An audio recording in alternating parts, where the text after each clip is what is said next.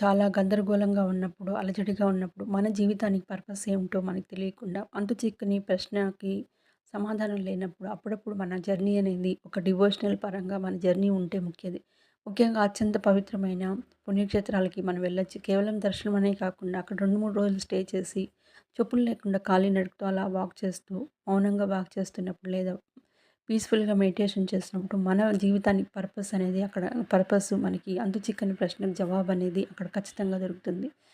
నమస్తే అండి. నేను మీ భారతిని. Welcome back to my channel. ఈరోజు నేను శనివారం రోజు తిరుమల తిరుపతి దేవస్థానంలో అద్భుతంగా దర్శన భాగ్యం అయితే నాకు కలిగింది.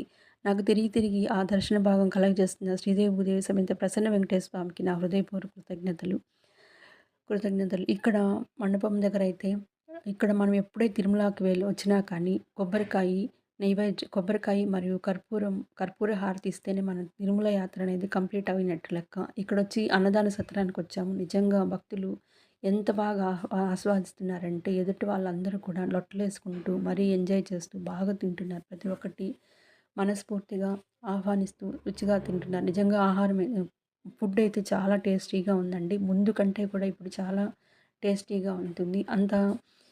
ఎంతో వేల మందికి ఇక్కడ అన్నదానం జరుగుతుంది. అదంతా ఆ భగవంతుని మహిమ అని అనుకోవాలి.